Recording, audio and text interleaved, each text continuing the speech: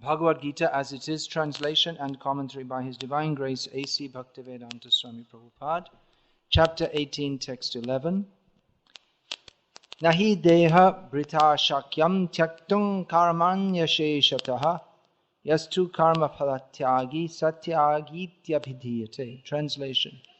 It is indeed impossible for an embodied being to give up all activities, but he who renounces the fruit of action is called one who has truly renounced. Purport. It is said in Bhagavad Gita that one can never give up work at any time. Therefore, he who works for Krishna and does not enjoy the fruitive results, who offers everything to Krishna, is actually a renouncer. There are many members of the International Society for Krishna Consciousness who work very hard in their office or in their factory or in the factory or some other place, and whatever they earn they give to the society.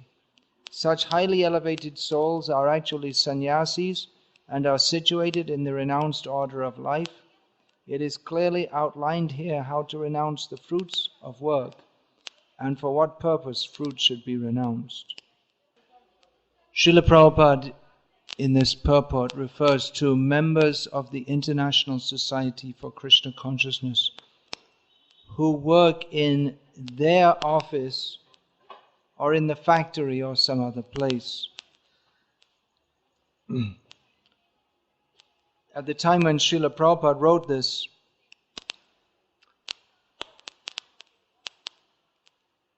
ISKCON had few centers. They were all in America. Maybe there was one in Canada by that time also. And the society had no means of income per se. There were no donors. It's very much a fledgling society. This was even before the times when devotees started to go out chanting in the streets regularly, for which they would get some meager donations.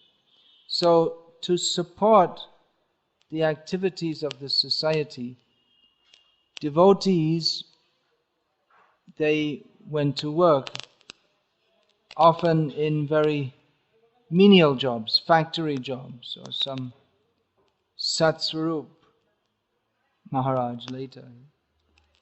He was a social worker, working in an office mostly. But they would give all their income to the society. These were hippie dropouts. They didn't want to do any job, so they dropped out of society. But then after joining Prabhupada's ISKCON, they again took jobs. They went back to the system, as it was called, the established way of life, for earning money to support the activities of the fledgling ISKCON society. So some of the present gurus of ISKCON, I know one of them, he was working in, he told me he was working in a factory. Actually, it was in Montreal, I believe it was, in Canada. He is working in a factory to earn money. Now,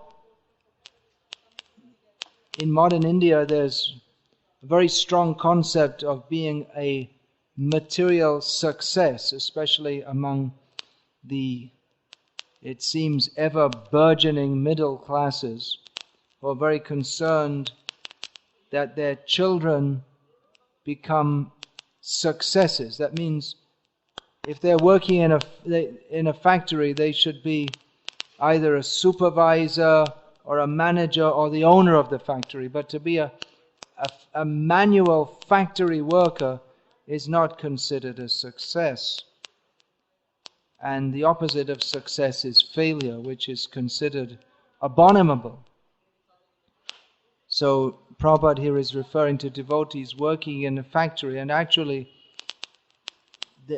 this is, according to the context at that time, the devotees, they were mostly engaged in manual labor because they didn't They didn't have university degrees or ambitions to have successful careers. They didn't have university degrees. Means not that they were incapable of having them, but they didn't study. They dropped out. They were mostly college dropouts. Those who went to college and in the middle thought, to hell with all of this, I'm going to be a hippie. And later on they became members of ISKCON, devotees. So they were not material successes. The title of this, or the subject of tonight's lecture, is Material Success and Spiritual Success. But the whole concept of success, I shall be a success, is actually antithetical to genuine spiritual life. We can talk of being a spiritual success, but from the point of view of a devotee, there's no such thing as being a success. A devotee simply thinks how he can serve Krishna. The idea of being a success, the concept there is that by my own effort, I shall conquer over, I shall make a mark, I shall show others that I'm better than others, I shall not be manipulated by others, but I shall manipulate others. Or the idea of being even if we say spiritual success, the idea is that by my own effort, I shall kick down the doors of Vaikuntha and march in and say, hey everybody, I'm here now. I'm a success. You can't do anything to stop. I did it.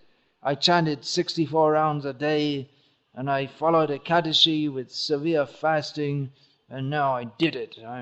Now they must allow me to now I'll march in the doors of Vaikuntha.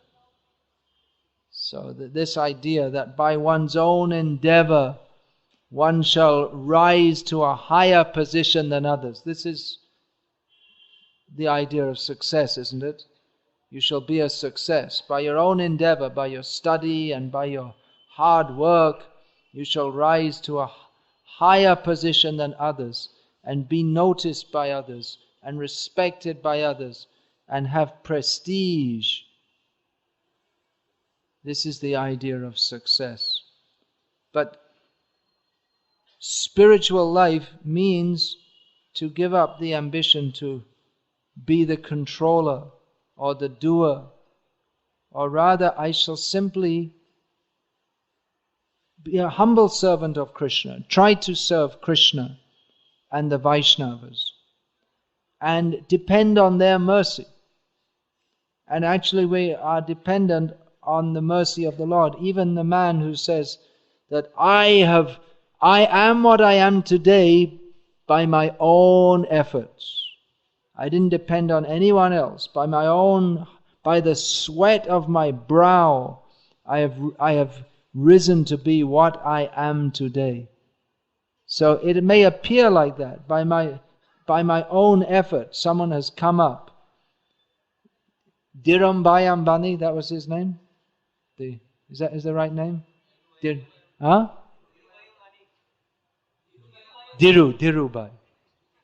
Dhirubhai Ambani. He was a success. We don't know where he is now. But he is an example of a man who, by his own effort, he came up, he struggled, he worked hard, and he became a success. So, one who thinks like that is a fool, because we may say, I did it by my own effort. But we can't do anything unless we are allowed to by the Supreme Lord. We can't even scratch our forehead. It's easy to do that, isn't it? It might be. Generally we think just to scratch your ear, It's an easy thing to do. But as I had personal experience one morning, waking up in the winter,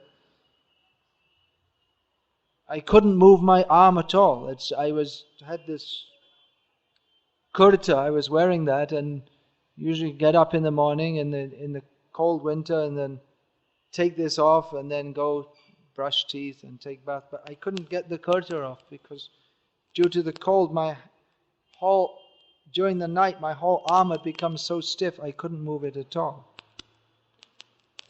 So just an ordinary thing. You don't even think about it. You get up in the morning and if you're wearing, as in the winter you might be wearing some clothes at night. You take that off and then you go brush it. But you can't even pick up the toothbrush, then how are you going to brush your teeth?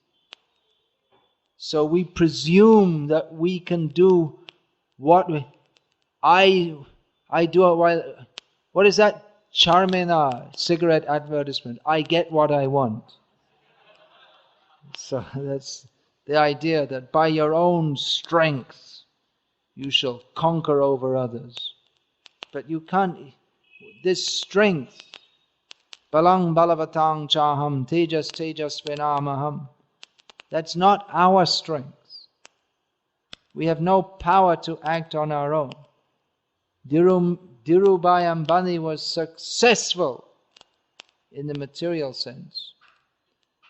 But he wasn't the only one who was working hard and struggling and had good business plans. But due to some previous karmic result, he was able to become a success. Others, there's one devotee I know in South India, he has all these brilliant plans, actually very good business plans. And he follows them through and he's investing and he has all these different, making exhibitions, taking a whole train full of students on a tour of India. But always it happens that he's set up to make lakhs and crores of rupees, and at the last minute, always something goes wrong and he ends up in a loss. His plans are very good, but somehow there's something obstructing his making crores of rupees. Some unseen hand. That is called daiva or fate. So the idea that I shall be a success, by my own effort I shall succeed, either materially or spiritually, is a failure of understanding. And then the idea that I shall be a success measured in terms of money, prestige, this is anyway foolishness, because first of all, even if you do get those things, no one's happy by having them. You can meet all the successful people. In the course of preaching Krishna consciousness, we meet many people, including many people, not many, because to be a success, the number of successes is less than the number of middling people or failures. So we meet them, and although they have a sense of pride and prestige and achievement at being a success, that doesn't mean they're happy or contented. They have more facility for sense enjoyment, but the idea that sense enjoyment will bring us happiness is also foolishness. It's not true. And even if you are an outstanding success, Dhirubhai Ambani was an outstanding success in the history of post-independence India. But for all his success and all his properties, we can say he was a success. But now we don't know where he is. And according to the laws of nature, he must be in another body where he has to struggle again. That's another point. If one is a success, so-called, one has to struggle so much to become a success and to maintain that position. It's a big struggle.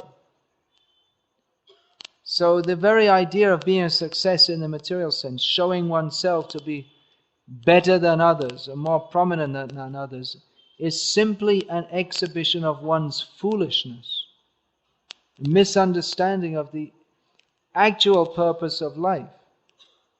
Why should someone want to be a success? To show that he's greater than someone else and to enjoy facilities. But intrinsically, the no Atma is greater than any other, and every Atma is less than Krishna. So no one can become the greatest. The Atma is by nature very small and insignificant. So even if you become a success, George Bush Jr. is famous all over the world. So what? We think it's a big world, but it's just a tiny little speck in a vast universe.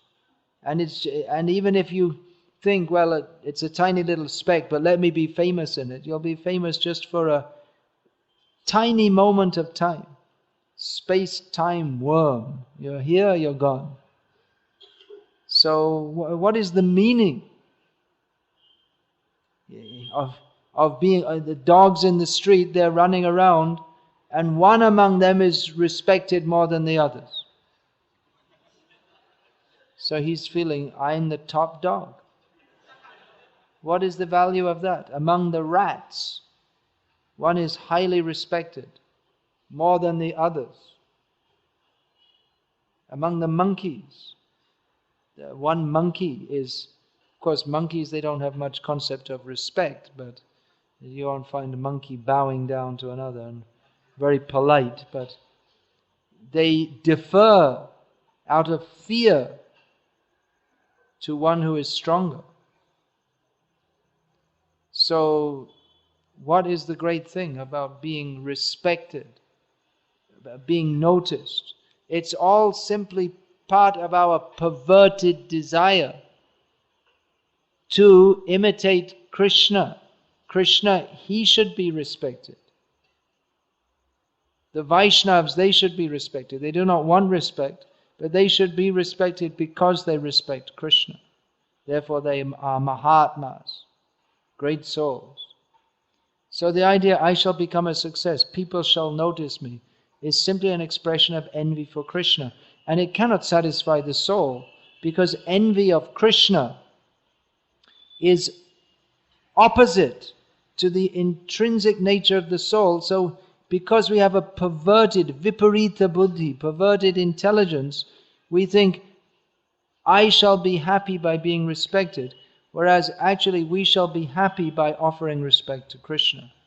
So the idea of being success is a tremendous endeavor one has to undertake, because nahi subtasya singhasya, what is that? Vishate. What is it? Nahi subtasya singhasya pravishante mukhe mrigam.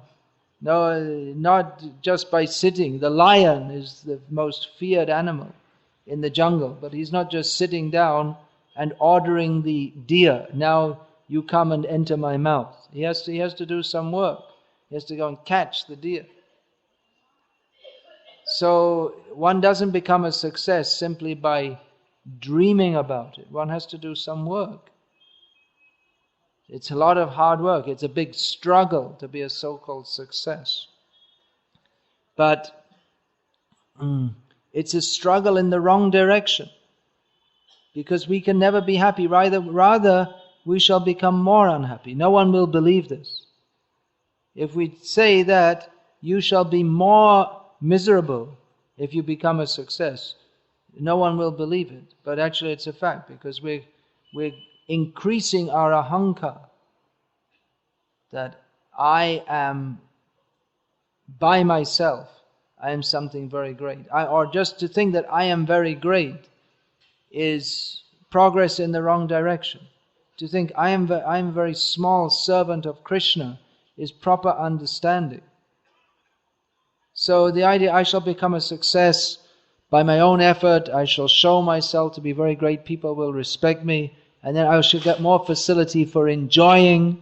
This is another manifestation of our envy of Krishna, that I shall enjoy sense gratification. I shall have plenty of money, then I'll have a nice bungalow and a nice car and nice food and all facilities for enjoyment. But the idea that we shall enjoy separately from Krishna is a failure of understanding. We have not successfully utilized human life to understand that I am not meant for enjoying. I am meant for serving Krishna. So the very endeavor to be a material success is the cause of our failure. It is symptomatic of our failure to properly utilize human life. And the more one tries to be a material success, that means he's trying to exploit the situation. He's going further and further away from Krishna. And through acquiring facilities for material enjoyment, and by accepting respect and honor for others without giving them anything substantial, namely Krishna consciousness in return, by the laws of karma, one who is a material success in this life must take a very abominable position in the next life. That's why one who's very prominent, they're more likely to become a dog or a cat. It's actually a doggish mentality to think, I shall be better than others. By my own power, I shall dominate others and show myself to be better than others. Even the idea that I shall be a success in the field of altruism, I'll be a good doctor or a good social worker. This also is simply a manifestation of our foolishness and forgetfulness of Krishna. To think that I shall help others by being a doctor. You cannot help. If someone has to suffer a certain kind of karmic reaction, you cannot alleviate that. And if you do so, then if you apparently do so, you cannot. If you apparently help people by treating them medically, still they have to suffer whatever they have to suffer. In another way. So the idea that I shall help others on the material platform without giving knowledge of Krishna is another act of envy of Krishna, ultimately. Now, people are very much enamored by the idea of being material success. But the platform on which one can actually achieve the goal of life, which we could call spiritual success. But here we'll have to understand the word success a little differently. Success means to attain that which is actually desirable. In that sense, spiritual success is the only success. To achieve that which we are meant to achieve. Which means understanding that I am the servant of the servant of the servant of the servant of the Vaishnavas, who are the servants of Krishna. So to attain that position, and understanding that this position can be attained only by the mercy of the Vaishnavas and Krishna, that is actual success. But again, if the idea comes, I am doing by my own power, by my own endeavor, I'm becoming a spiritual success. If that mentality is there, then even in spiritual life, we're not a success. Our spiritual life is spoiled by any increment of desire to dominate others or to show ourselves to be more prominent than others. It's a very dangerous syndrome.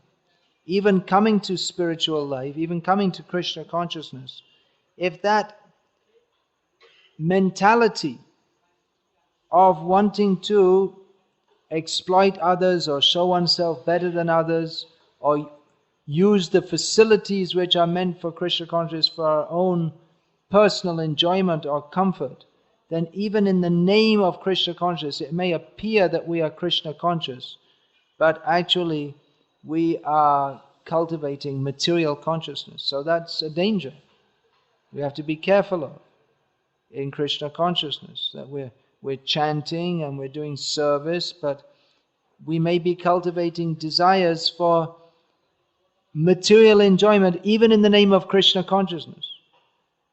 So then our Krishna consciousness may appear to be successful, that we are recognized by other devotees, or we have some facility or name or position, but that is not the goal of Krishna consciousness. To be recognized by others. If one, in the name of Krishna consciousness, if one is desirous to be recognized by others, then it's not Krishna consciousness at all. And even though to others it may appear that he's a very great devotee, but it may be that one is going through a whole charade of acting as if an advanced devotee, simply to inspire others to say he's a very great devotee. And so you get the reward of being praised by others, but you don't get the reward of love of Krishna.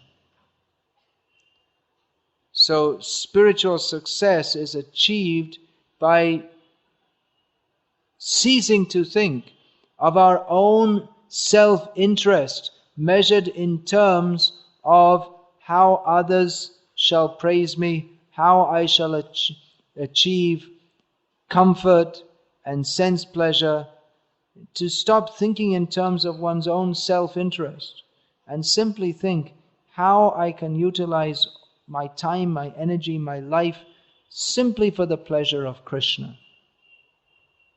And that is success. But it's completely different to the concept of success of materialists who cannot understand Krishna consciousness at all. That materialist by definition means one who wants to show himself better than others. And devotee or spiritualist by definition means one who wants to be the servant of all others. So the concept of material success and spiritual success are quite different. And especially in the beginning when people are coming to Krishna consciousness, or even after some time of taking to it, this understanding of what it means actually to be Krishna conscious, to fully be situated in that understanding, it's not such an easy thing. Or it seems to take some time to become really situated on that platform. Theoretically, we can understand and we can speak to others. We can tell others that Krishna consciousness means to have no desire other than to serve Krishna. But practically, to have that realization, it's not so widespread, it seems, because if one actually has this realization and acts on this platform, then one is a completely pure devotee. It means to have no material desires. Overcoming material desires is a gradual process. Bhavet kramaha. Pradurabhav, in this prem, the process of achieving. Again, achieving, when we say achieving, it means coming to the platform of consciousness in which we are blessed with love of Krishna. This whole idea of achieving is a very dangerous idea, but giving up material desires or becoming so wholly infused with the spiritual desire to serve Krishna, so that there's no room for any material desires.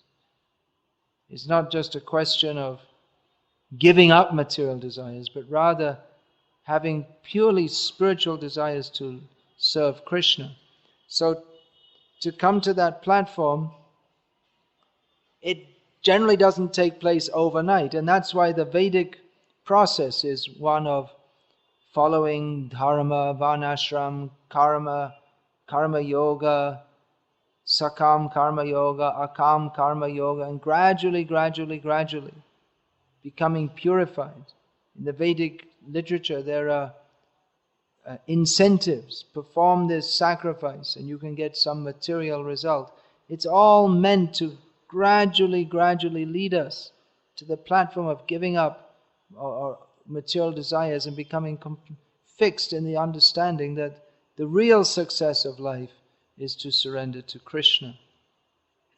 So that is actual success, to be a pure devotee of Krishna. And the Srimad Bhagavatam, which is the actual exposition of Vedic knowledge, Vedyam Vastavam Atra Vastu, that is preached by Chaitanya Mahaprabhu, who the Srimad Bhagavatam and Chaitanya Mahaprabhu and their followers, they don't preach anything but pure devotion to Krishna, devoid of all material desires. Nevertheless, it's not expected that everyone who comes to Krishna consciousness will immediately overcome all material desires. And although one may understand that that is the goal, to overcome all material desires and to be fully situated in love of Krishna, to actually come to that platform may not happen very quickly. So there's one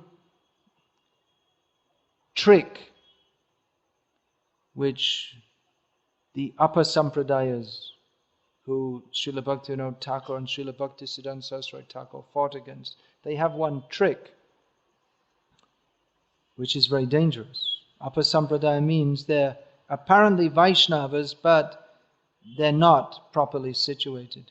So their trick is to pretend that we are Krishna conscious when we're actually not, or to slightly adjust the understanding of Krishna consciousness so that what is presented as Krishna consciousness is actually material consciousness. So they may pretend. For instance, they'll make a big show of crying in ecstasy of love of Krishna. So it's much easier to make a show of than to actually be free of all material desires. So if one cries, then others will respect him as a pure devotee. So it might appear to be great devotion, but actually it's all just a show for the sake of being respected by others. Or they may adjust the philosophy somewhat to say that, well, Krishna loves his devotees and Krishna wants his devotees to be happy. So I'm a devotee and I should enjoy sense gratification and be happy, and that is bhakti, because then Krishna will be happy. So this adjustment of Krishna consciousness, it appears to be fully Krishna conscious, but there's something very wrong. Something that even though they may talk the language of bhakti, they may say prem and seva and so many things, but actually they're just cheating and hypocritical.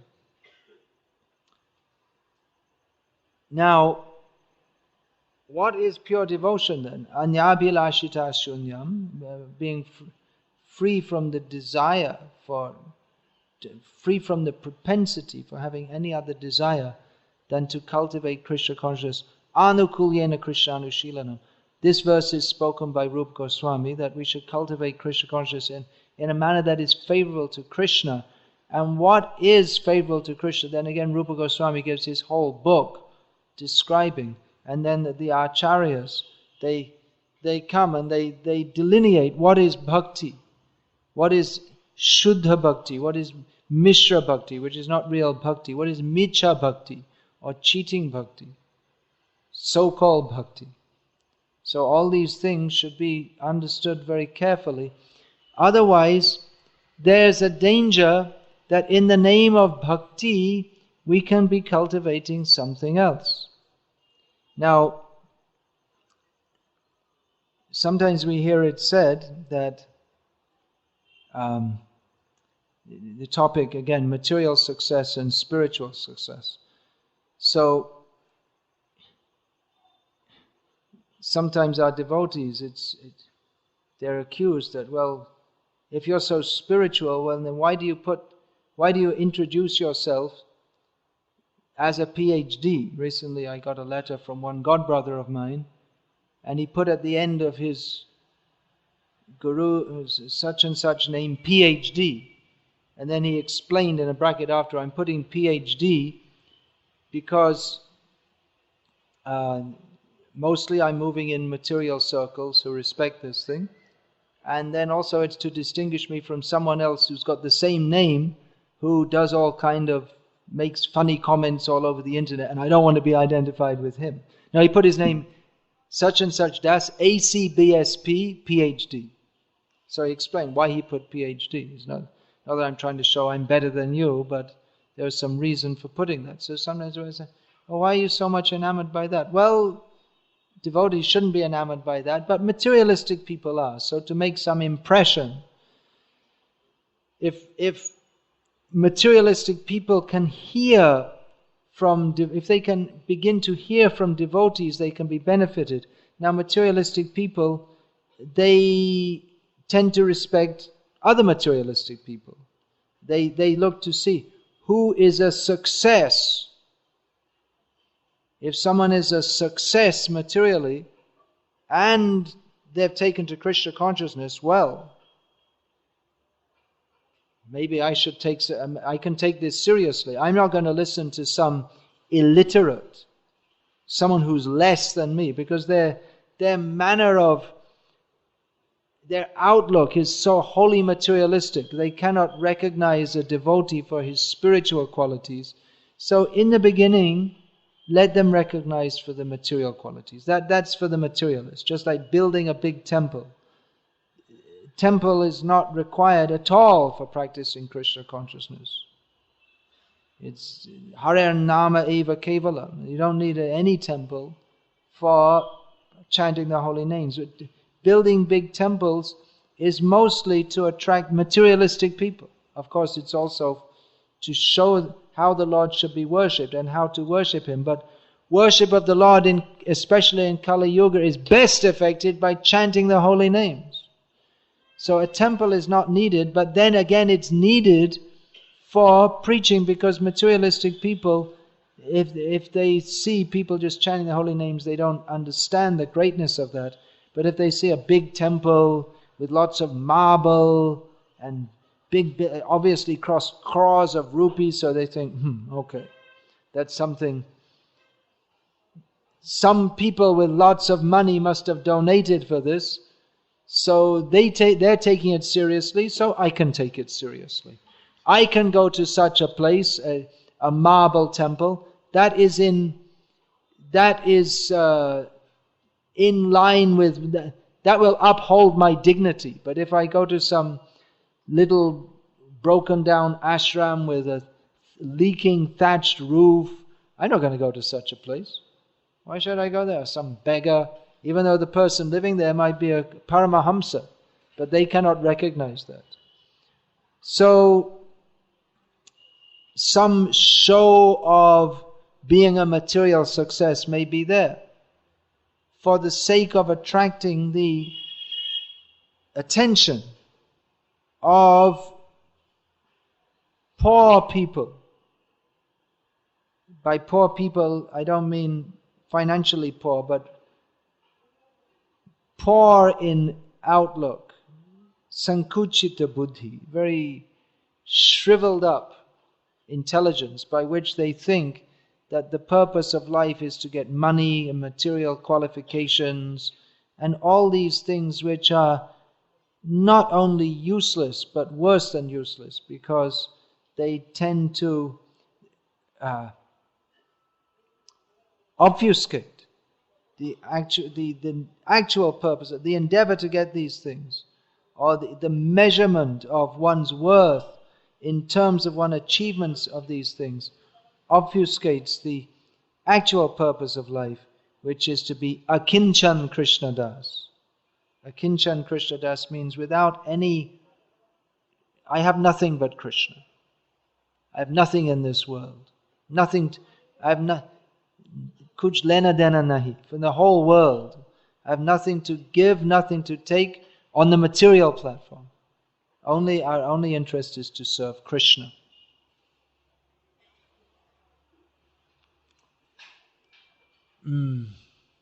So some material show might be there, and therefore sometimes it's said that for a devotee to be a material success it's preaching.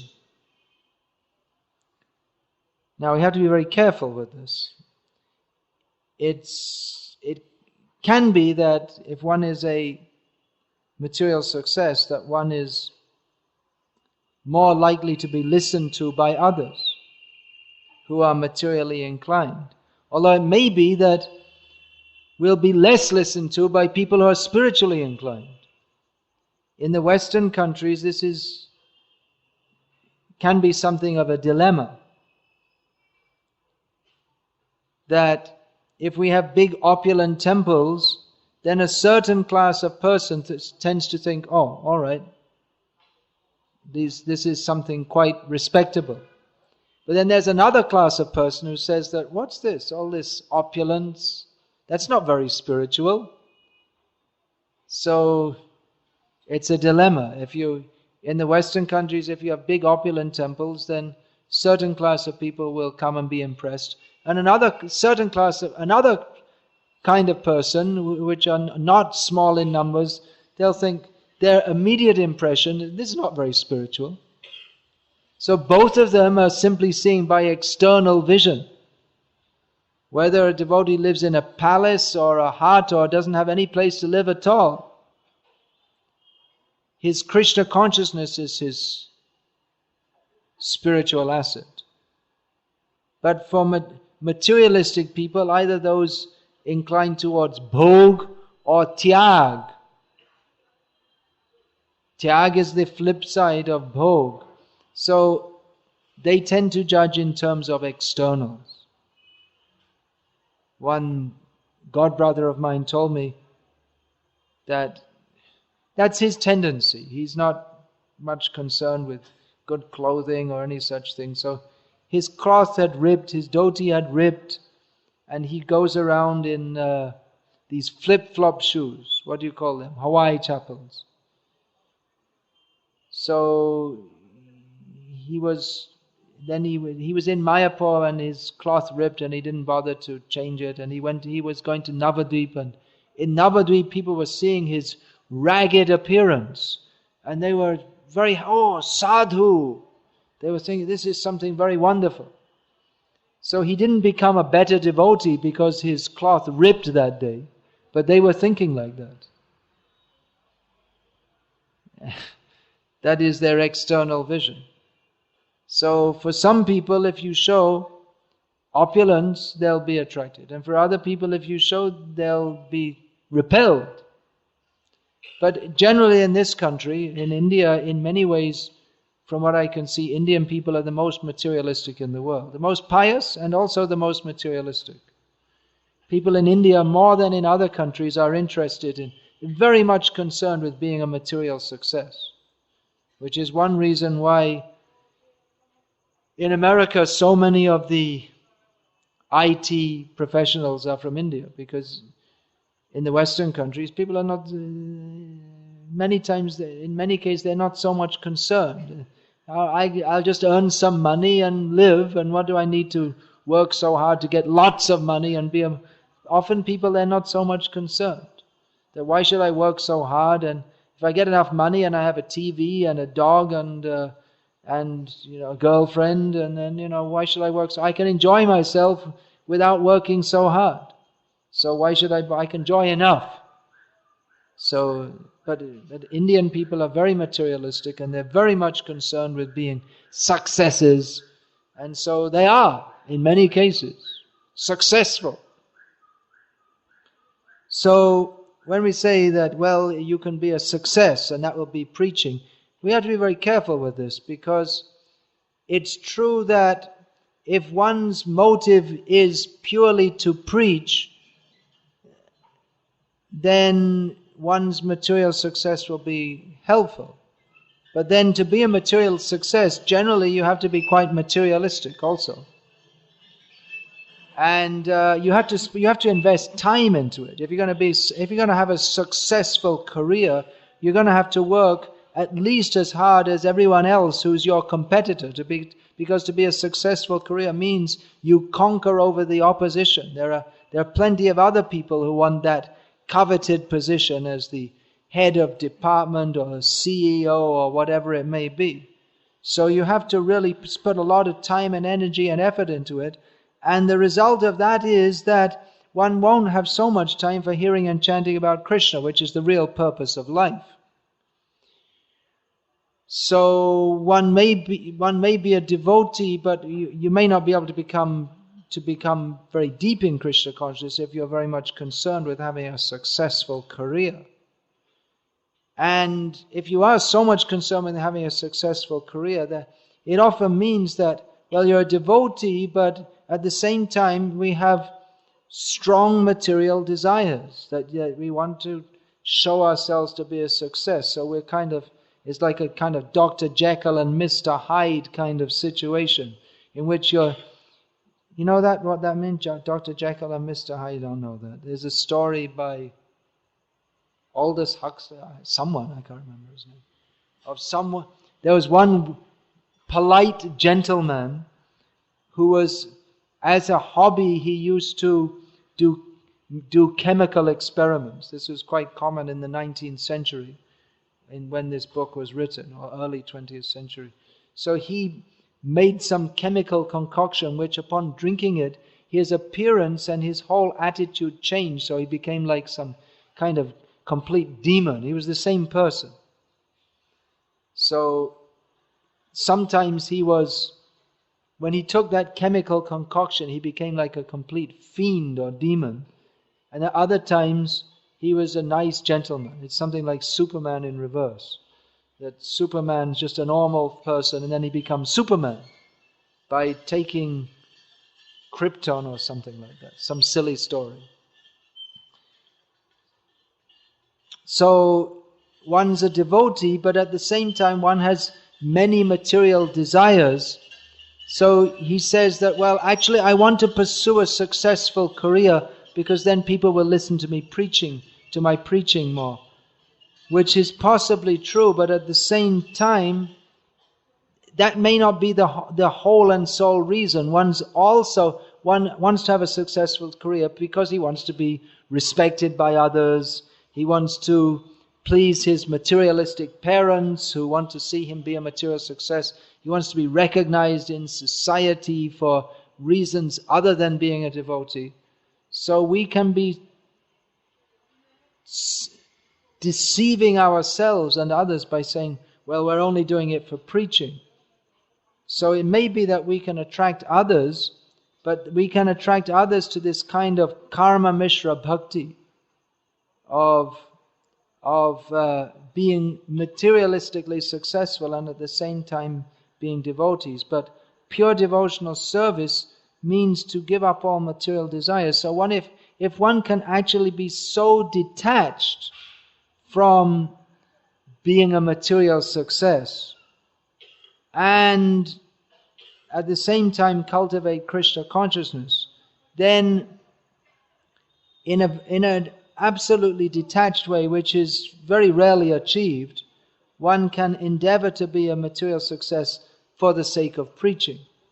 But ultimately our preaching will be successful if we are deeply absorbed in Krishna consciousness, which again is difficult to achieve if we are cultivating or spending the time and energy and cultivating the consciousness that's required to be a material success.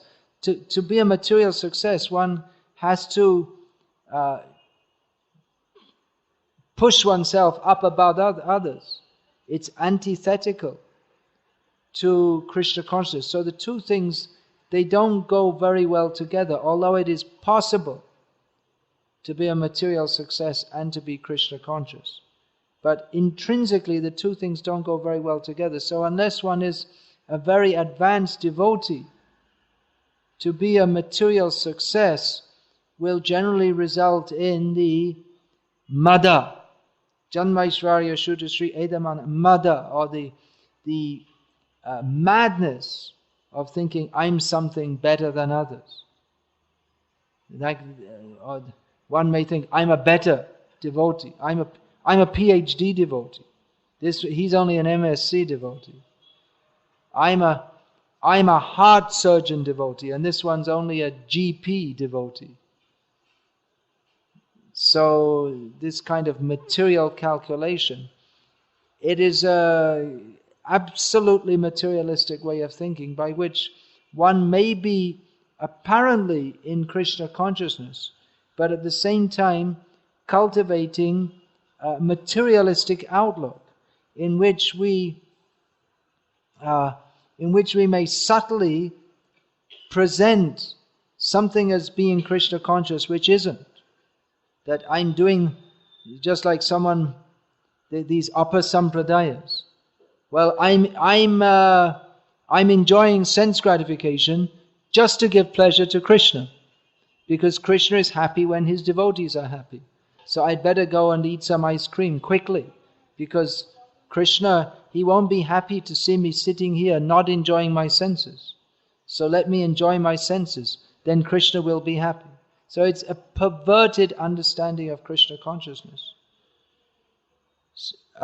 It's true that Krishna is happy when his devotees are happy, but then a devotee is happy in serving Krishna and helping others to come to Krishna's service. When a devotee's happiness is only in seeing Krishna happy.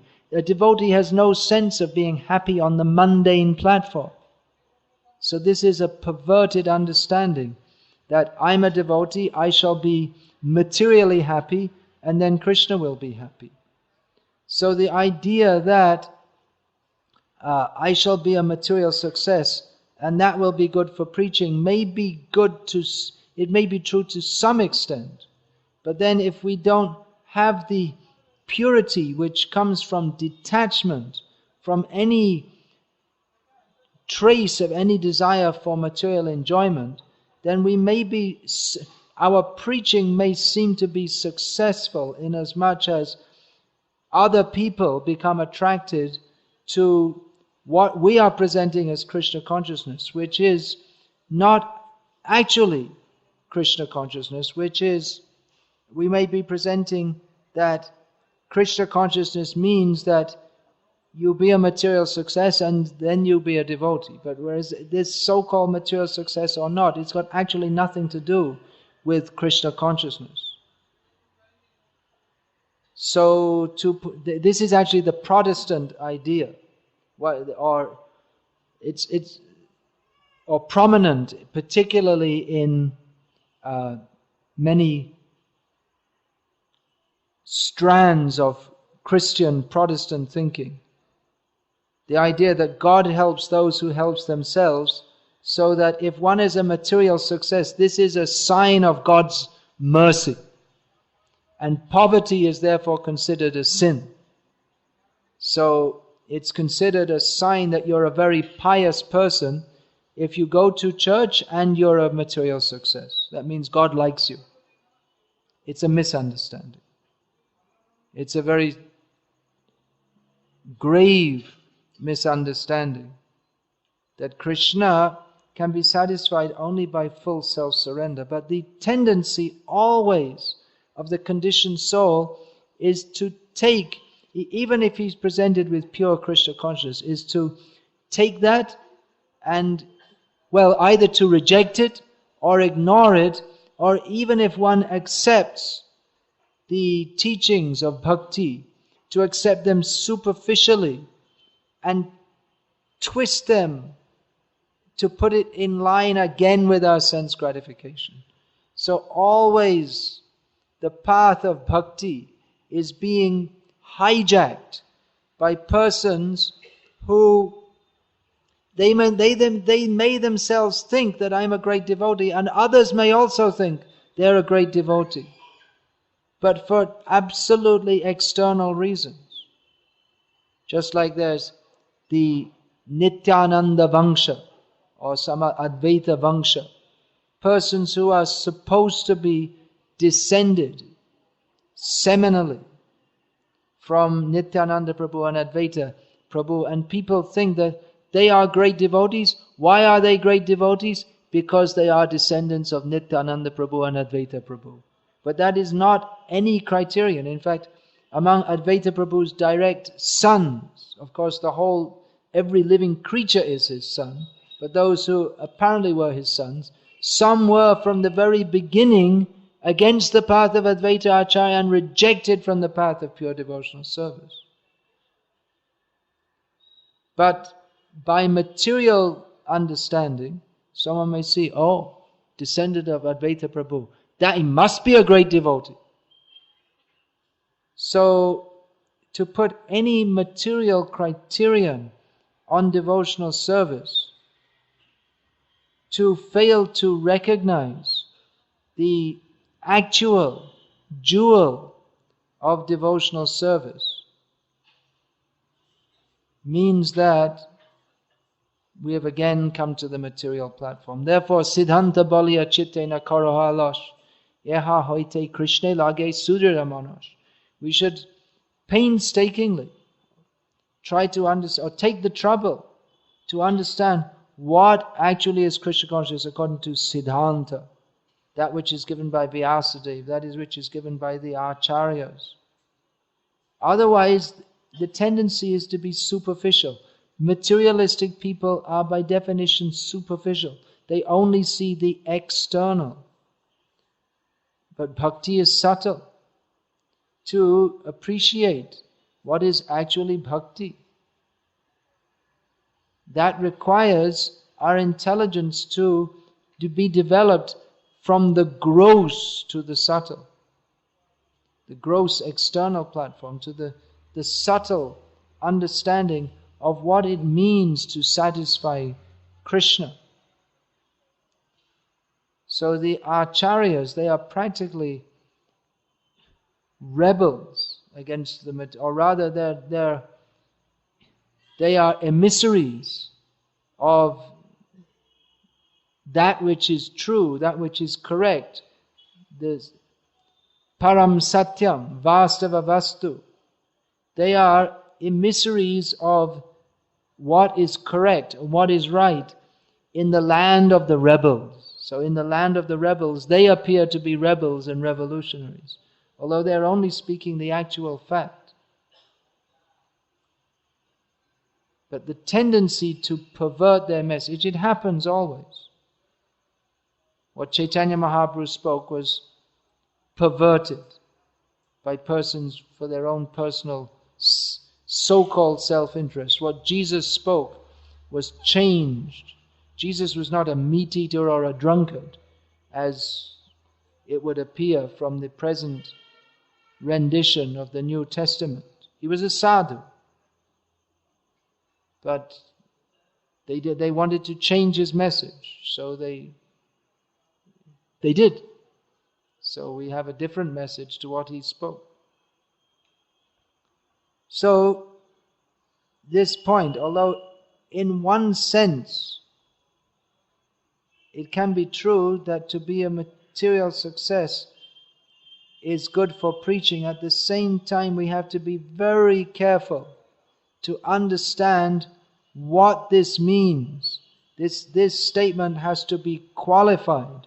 By qualified, that means we have to understand that it's not intrinsically a fact, but that under certain conditions it may be true. It's not, otherwise every materially successful person should be a good preacher. But one can only be a good preacher if one is actually Krishna conscious himself. So one can be an instrument in imparting Krishna consciousness to others, that much that one has received the mercy of Krishna consciousness himself. Simply to walk in the door of an ISKCON temple and have some tilak put on your forehead and mumble something resembling the Hare Krishna mantra in between working hard to be a material success doesn't mean that one is actually a devotee. Of course, it may be a devotee to some extent. And the idea that we should preach Krishna consciousness will only come from devotees. But to be a devotee means that we have to cultivate the spirit of submission to Krishna, humility, and to understand that everything in this world has no meaning. That even if I'm a so-called big shot, head of a company or prominent scientist or rock star or sannyasi or guru or all these things, they in and of themselves, they have no meaning. Of course, if one is a guru only for the satisfaction of Krishna, then that's pleasing to Krishna. But being a rock star or head of a company is not pleasing to Krishna in and of itself. It can be if one utilizes that position for imparting the message of Krishna to others. But in as much as there is any desire for personal recognition, that is material. And that cannot, if we ourselves are in material consciousness, then we cannot actually impart Krishna consciousness to others. Prabhupada writes here that those who work in the factory and give all their money to the society, they're actually sannyasis. That's what they were doing. They were working and they gave all these devotees, they gave all their money. They were working in the factory not to be a success or to get money for sense gratification, but simply so that Prabhupada's mission could go on. So Prabhupada praised that. And we praise someone who someone gives lakhs of rupees for building a temple. We may put their name on a plaque. But we'll see that they're building another temple also. They have their own house, which is much bigger and more plush than the temple. They gave a few lakhs for building a temple, but they spent crores on their own house. So that's not exactly in the same line that Prabhupada is saying here. That they work, someone who works and earns not very much, but gives it all to Krishna, is spiritually better situated than someone who earns huge amounts of money and gives only a percentage of that. Someone who gives 1 crore of rupees to Krishna but spends 99 crores for his own sense gratification is not as spiritually well situated as someone who earns 1,000 rupees and gives 1,000 rupees for Krishna consciousness, even though the funds being given by the rich man are much more, but the sacrifice or the spirit of giving is not the same as one who gives everything. You may think, well, how can I give everything? But these devotees were doing that. There was actually one disciple of Srila Bhaktisiddhanta Saraswati Thakur. That was the standard he wanted, that his householders, they should give everything. If you're working, you should give everything. So one of his disciples did that. Whatever he earned, he just gave it all to Srila Bhaktisiddhanta Saraswati Thakur, who then arranged for a small amount to be given to his wife. He kept most of it and just gave a very small amount to his wife. His wife and sons, they weren't very happy with that. But he didn't care. He went on with that. And eventually they surrendered to it. They thought, well, we might as well join. So they also became devotees. And his wife came to the Gauriya Mata Bhaktisiddhanta Saraswati Thakur bringing all her jewelry. And said that because her husband, he only came home late at night he was professor.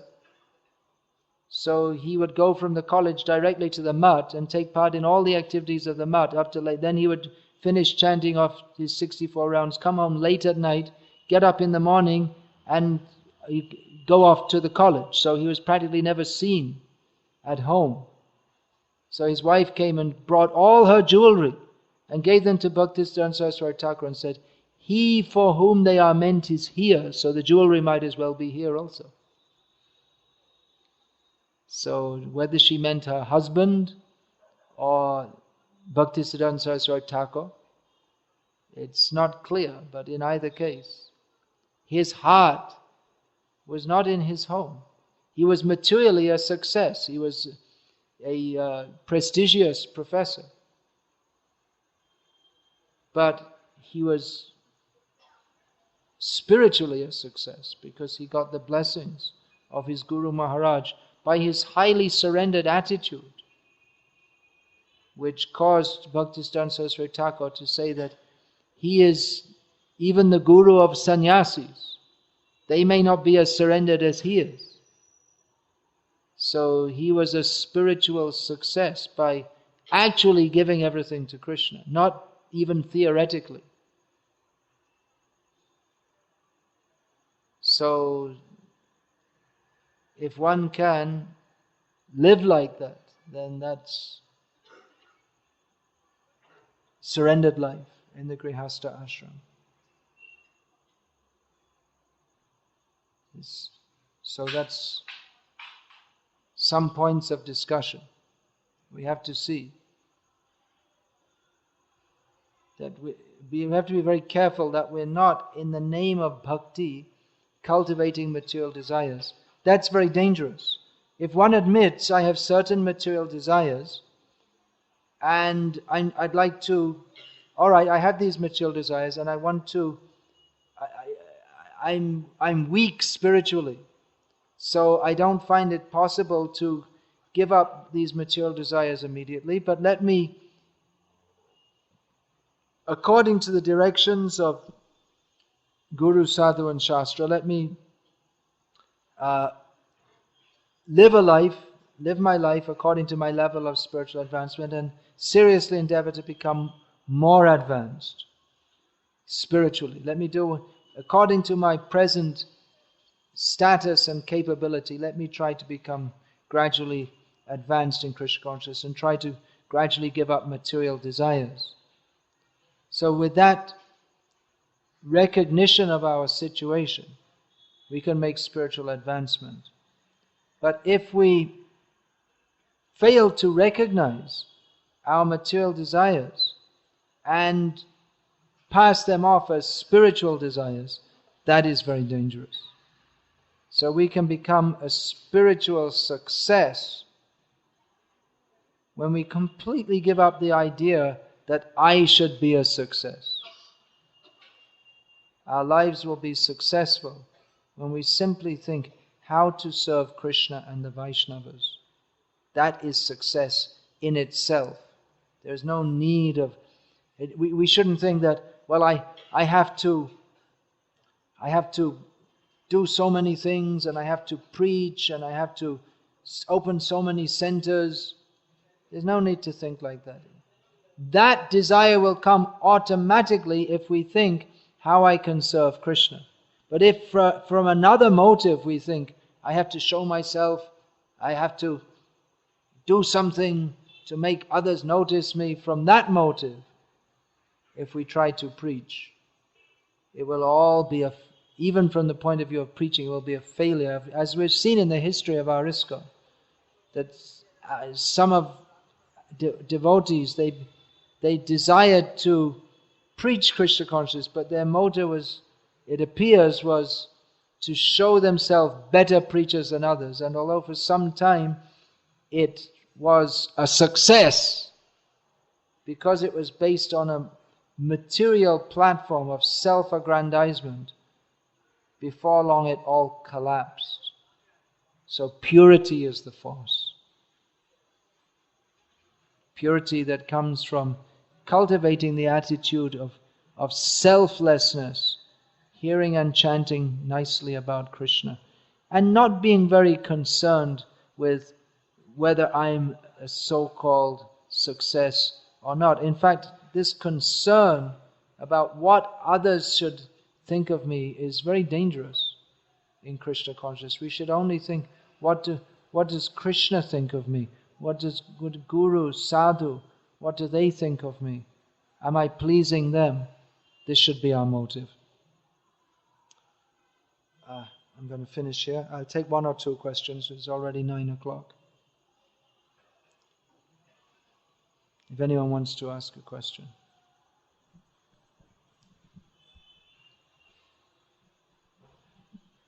Yeah, please.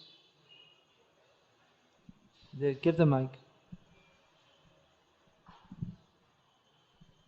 This may be difficult to digest. Hare Krishna Maharaj. It may be difficult to understand or accept. I know. But if we can digest, it will be very nourishing for us.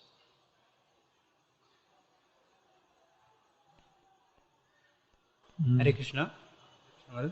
Maharaj, I would like to know that just you were saying that we should, like regarding material desires, we should not desire too much to have the material desires or material success. Just I like to know that what type of consciousness we should have that while like in practical life or material life, if we are to live that some type of desire or maybe some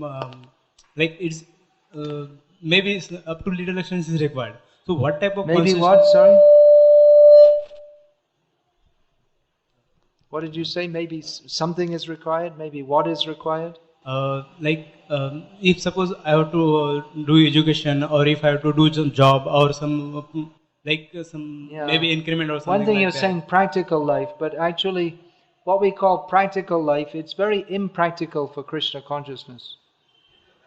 The modern way of life is very impractical. You have to work so hard and you have to put so much concentration into it.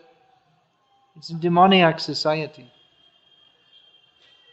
Traditional life is not like that. Traditional life is very much, it can be very easily dovetailed in Krishna consciousness.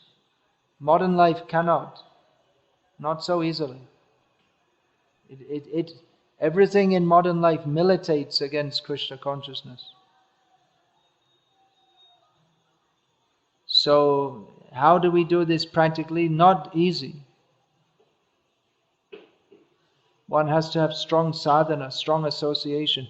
But then the so-called practical life means that you have to work. So that's why I say it's not very practical for Krishna consciousness. Prabhupada, seeing this, wanted to make rural communities where he said the main reason for this is so that we can save time for being Krishna conscious. Because in modern life, where's the time? We're so busy. It requires time. It requires time to chant the holy names. We need time every day to study Shastra, to hear Shastra. It requires time. In modern life, there's no time.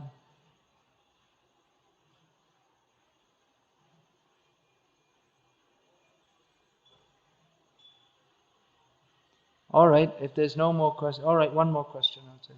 I'm only going to take one more. It's already 9 o'clock and I have to go for 5 minutes and come.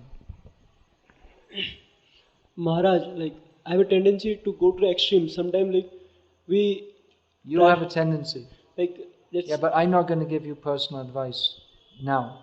In general, sometimes we go It's to not in general though, it's about you, isn't it? So, I'm speaking in a general way, general principles that all may consider. For yourself personally, your particular mentality, then you please consult with those who know you very well.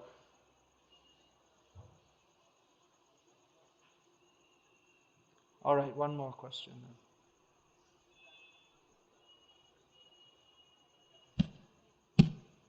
Maharaj, if we have personal desires If.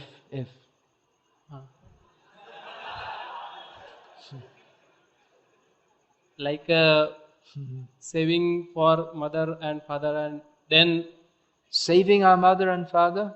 savings, money savings. Money. And then afterward come to Krishna consciousness full time. Yeah, first of all, I shall be a millionaire, then I'll come to Krishna consciousness.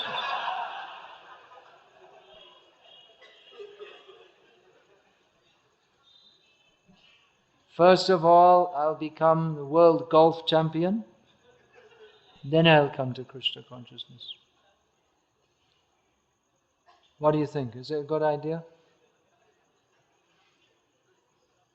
No, means just to support financially to parents and then fully. There are two outlooks. One is that one should, understanding that one cannot actually do anything for others and everything is in the hands of Krishna, and that one should immediately take whatever opportunity one has, one should immediately give up all material attachments and fully surrender to Krishna. That is what everyone should do, theoretically. But as we might say that, but as we do have material attachments, and we're not able to act on that platform, even if we just leave everything behind, again we'll be thinking, did I do the right thing or did I not do the right thing? So, and we also might in doing so we might set a bad example for others who they're not on that platform, but they just want to avoid the responsibility. If one has material desires, then he has to take material responsibility. So one may be devoid, one may not have material desires, and has very strong spiritual desires simply to serve Krishna, and therefore gives up all material responsibility to do so. But in doing so, he may also, that example may be misused by persons who do have so many material desires, but they want to avoid the material responsibility. So in the name of spiritual life, they give up their material responsibility, which is required for them. For someone who has no material desires, he also has no material responsibility. But for one who has material desires, then he also has material responsibility. So again, what you should do in your life and to what extent, I can speak here general principles, but how that is applied in your life, I'm not going to attempt to answer it now. It wouldn't be correct of me to do so, not knowing you and your situation. But in general, one has to take some material responsibility concomitant with his material desires. If you are working and earning money and you think, well, I'm a devotee, so I don't have to give anything to my parents, then if you're so much a devotee, then you should do the best service for your parents by delivering them by full commitment to Krishna consciousness. But then